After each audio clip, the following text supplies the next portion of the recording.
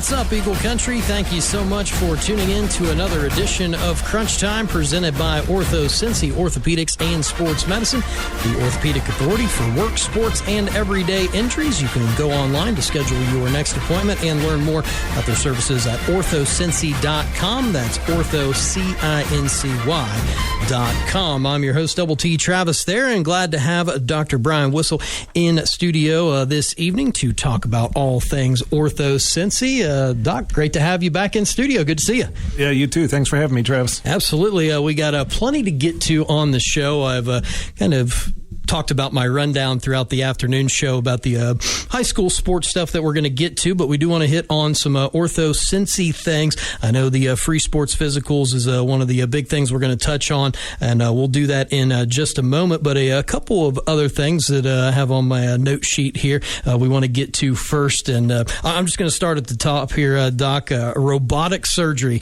I saw that written down, and I said, what is that? Yeah, it's basically the first step of the robots taking over. Right. I've been seeing a lot of those videos lately. No, we're really excited to have it here at St. Elizabeth Dearborn. It's been quite an investment on behalf of St. E's for kind of better care in the community. And basically what it is for hip and knee replacements. You're always looking at ways to make things better, more reliable, have better outcomes. And robotic surgery has been around now for, probably better part of 10 years, whether that is, general surgery. There's laparoscopic things where they use a robot that, for kind of finer procedures. But same deal for hip and knee replacements. And the gist of it is, obviously for people with end-stage arthritis and who've failed appropriate non-operative measures, continue to have pain, it's a quality of life thing. And thinking about, hey, is a hip or knee replacement for me? You come in and have that conversation, and if that's where we go with it, you get a CT scan of the patient before you even go into the surgery, and that's sent off, and they've got engineers that will kind of look at your anatomy, and they, you basically go into surgery, and a lot of the planning is done for you. It's, you've templated the sizes and where you want everything to go, and then intraoperatively, there's, you kind of reconcile their anatomy with the robot in surgery. With there's these tracking arrays, and once you have that set, you kind of fine tune things in surgery in terms of like soft tissue balancing and that. But then you kind of lock your plan in place. There's a robotic arm that kind of comes in. I control it, and that the parts that you put in there are perfect. They're a perfect position, and I've been doing it since the beginning of the year here up at the hospital, and I've been really pleased with it in terms of patients seems like they get up moving a heck of a lot quicker. I've yet to have a post-op x-ray that I look at, and it's not exactly where I wanted it to be and what it looked like it was supposed to be beforehand. And so it's really exciting to have that here. I think we're the only one in Southeast Indiana. I think that, they've some hospitals in Cincinnati have it, and then otherwise in Indianapolis. But it's, so they said, quite an investment on behalf of St. E's, and I'm honored that they've provided me with that, and in turn can turn around and provide that for patients. And I imagine most of what you said right there is what you tell patients, because for my own curiosity, I'm thinking you go in and you get mentioned that robotic surgery is a thing that could maybe make people a little skittish, I guess, because it's something different that maybe they're not familiar with. Yes. Yeah, so, all right. Well, that's a pretty cool technology that is there for you, OrthoCincy, St. E here in Dearborn County. It is spring, kinda. I mean, the weather kind of went backwards today. Going to get better throughout the week. But anyways, spring sports season is here. We're talking about baseball, softball, golf, tennis, track and field. What are some of the injuries that could be seen during this spring sports season, and kind of prepping for outdoor activities in general? Yeah, so we were talking about it a little bit off air, and certainly track, probably the sport more than any of the spring sports where it's really important to stretch beforehand. I always forget that high school kids are a heck of a lot more flexible than I am. And I never stretched in high school, and I feel like I'm paying for it nowadays. Yes, yeah. I used to be more limber, but it is still important to stretch. You pull a hammy and pull a quad, and those are things that, that keep you out for a while. Yeah, the track season's a finite amount of time, and there's really not a great way to make those better other than time, and so you end up missing a lot of the season. So the importance of stretching beforehand cannot be emphasized enough. You mentioned some of the other sports, softball, baseball. So of course the throwing side of things, start to see a little bit more of the overhead athlete injuries this time of year. And there's been a ton of research and focus put on things like pitch counts. That's it's very important. And I tell people I'm thrilled if I don't see you in my office for a pitching injury. And I think coaches do a really good job of that now, limiting, being hard on pitch counts, because that's the one thing that's been shown is you overuse it. I mean, it's so easy to kind of focus on a single sport and, try to play year round, but it is imperative to give your body that rest to recover. Especially as your body's still developing, you're getting stronger and everything. You want to go out and pitch 3 days a week. That's not that's not the way to do it. Right. I also think about hand injuries too with baseball, softball, just getting a pitch on the inside. We hate seeing anybody get hit with the ball, but you could get broken fingers, things like that. It happens. It happens. Yeah, it's not comfortable when it does. Not at all. Is there anything else new happening in the world of OrthoCincy or orthopedics in general that you might want to touch on? No, I mean, aside, we'll get to the sports physicals thing here. Yeah. But other than that, no, I mean, kind of the same old, coming off ski season, coming off ice season, and moving into spring, or at least we were on Saturday, and I think we're going to later this week. Yeah, absolutely. So just there for folks, if and when something goes wrong and you need to be fixed up, that's why Dr. Wissel and the rest of the crew are here for you in Lawrenceburg at OrthoCincy. So we'll jump into the sports physicals, because this is really the main topic that we wanted to hit on this evening. This is pretty big. You got to get a physical to be able to play, and this is going to be for the 2023-24 sports season. And everything's going to go down on Saturday? Correct. Yes, we're excited to do it again this year. It's Saturday from 9 to noon at our office here in Lawrenceburg. So A, it's local. B, it's free, which is awesome. We're excited to be able to do that. The thought to me that anybody would ever not be able to compete because they can't get a physical done, or can't afford to have a physical done is, that's not something that's acceptable or is ever on my radar. I mean, I think the value of sports to people growing up, you learn how to be a team member, you learn how to work harder, you learn how to, push yourself. And so everybody should be able to compete. And so we're thrilled to be able to offer it locally here. And, we're trying to get the word out to anyone and everyone, grades 6 through 12, just show up. Ideally, if you have your pre-participation form with you. But if not, we'll have them there at the door and, try to get you in, get you out as quickly as possible, and that way you'll be all squared away. We'll make sure that everything is, all systems are a go to compete, that everything's healthy. There's a kind of a medical component of the physicals, and then there's a sort of the more the orthopedic side. Mm-hmm. But otherwise, once you get that, you should be good to compete. And did I see that this is for student athletes? Indiana, Ohio, and Kentucky can participate in this as long as they're 6th through 12th grade? Correct. Yes. So even better, if you're coming from Kentucky or Ohio, you might be traveling a little bit more to get here. But again, a free sports physical to make sure that you can play for the 2023-24 school year. That is a big thing. Did have it mentioned to me earlier today that the link to the form on the IHSAA website is broken. So you might want to go through your high school or middle school guidance counselor's office to get the form. And as Doc said,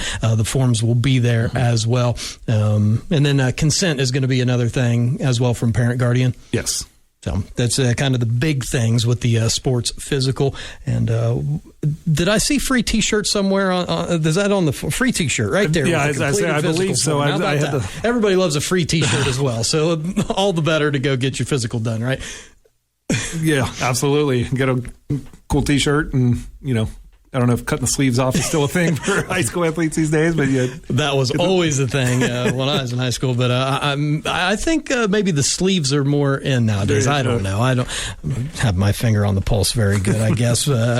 But anyways, free sports physicals, OrthoCincy here in Lawrenceburg this Saturday, 9 a.m. to noon. We do have more details over at EagleCountryOnline.com. And I did kind of want to talk a little bit further off of sports physicals, just something that happened in the national sports news that you might touch on. We hope that this doesn't happen to anybody in our area, but the Foster Moreau situation, the tight end, the Cincinnati Bengals were actually looking at him, and looked like the Saints were getting ready to sign him. He goes through the sports physical and ends up being diagnosed with Hodgkin's lymphoma. So, again, with the sports physicals, we want to make sure everyone's healthy enough to play. And, yes, there are chances that an underlying issue can come up, but that's another great reason to kind of get one to make sure you're just good all around. But that was a scary situation there for the Saints and Foster Moreau. I don't know if you read into that any or want to touch on it.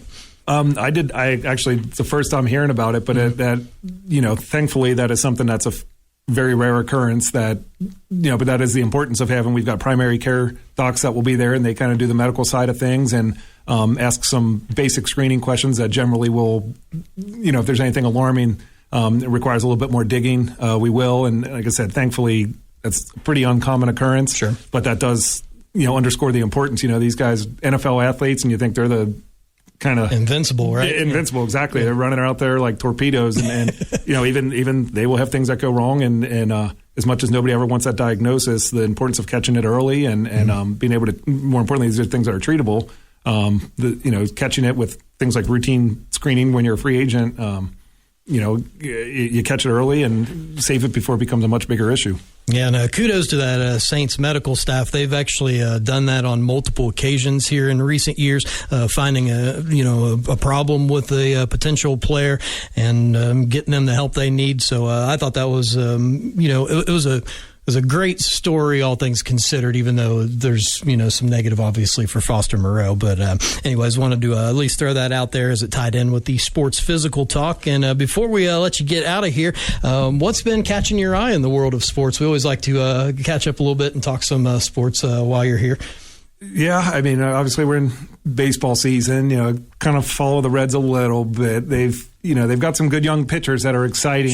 Sure. Missing some of the other parts, but it's still guys like, Ashcraft and Lodolo out there and Hunter Green. Mm-hmm. It's fun to watch them. You just hope that they continue to develop and we can build a team around them while they're still in a Reds uniform. Right, and keeping them here has kind of been the big issue with the Reds and them having an unwillingness to pay to keep a lot of their players. But as you mentioned, young core, those three starters at the top of the rotation, they've shown some really good stuff. And I think they've been pretty competitive so far this year. Their bullpen is atrocious. They've blown some games. They've lost a lot of one-run games.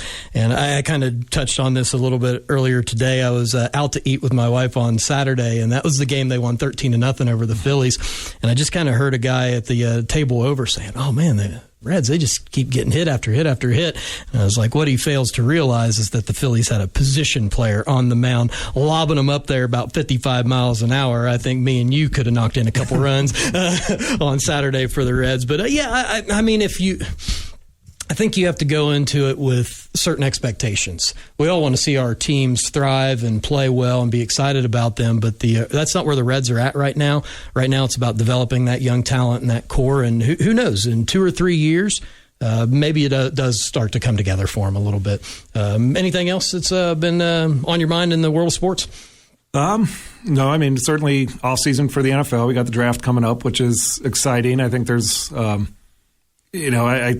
I can't remember an offseason that's had quite so much drama in terms of free agents, and the whole Lamar Jackson spectacle is really interesting, and some of the accusations hurled around there. And, I'm, of course, more focused on the Bengals, and so I'm excited to see what they're going to do with that draft pick and see, hopefully somebody falls to them, or otherwise they fill a need. And I'm a big draft guy. I love it so much so that I might do a little live 3 or 4 round mock draft on the show next week. I know we focus on high school athletics for the most part, but I'm going to do that at the end of the show next week because I find it interesting and I love the draft. So I'll certainly be watching next Thursday in the first round. But you mentioned kind of the drama in the NFL and the Lamar Jackson situation. Another young quarterback getting a contract extension today, and Jalen Hurts of the Philadelphia Eagles, over a $200 million contract. Got, I think, in the ballpark of, I thought it was $175 guaranteed.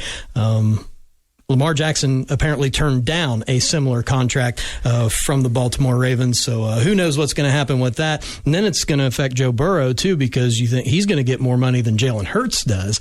And how does that affect the Bengals as they build their roster in future years due to the salary cap situation? So a lot of interesting stuff's going to happen with the Bengals over the next few off seasons. It will be interesting. It will certainly be interesting. I think it's real interesting hearing the speculation too, and I've heard nothing concrete other than talking heads, but about the possibility of having a player who's linked to the, their salary is linked to a percentage of the cap versus a hard number. And I know that's kind of the holy grail for players, and I don't know if the owners will ever be amenable to that. Kind of like the fully guaranteed contract that Watson got, and I think that's some of the what's going on with Lamar Jackson is I think they're pretty reluctant to ever do that again. They want it's once as an outlier, twice as a expectation then. Right, yeah. So some guaranteed money. I think signing bonus is a big part of it as well. So it'll be really interesting to see what Joe Burrow ends up getting. But when his contract is extended, he will be the highest paid player in the NFL at that point in time. Someone will eclipse that number at a future date. But really exciting stuff with the Bengals. Looking forward to the draft next week. That's certainly something that's going to be on my mind. And hopefully we can get some more winning sports in Cincinnati, not just the Bengals. Hopefully the Reds come along. FC Cincinnati tied for first place in the Eastern Conference in the MLS, despite a poor game on Saturday in St. Louis. I will not speak of that one. So anything else you want to add about sports or OrthoCincy before we let you go? No, I just would, again, reiterate the free sports physicals.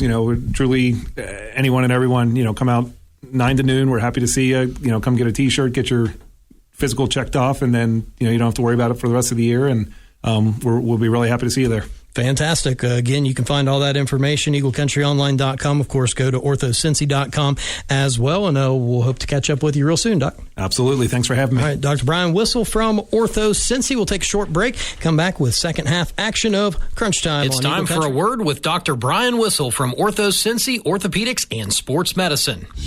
Doc, let's start off by hearing a little bit about OrthoCincy and what services you provide to the community. Yes, so I do a little bit of everything.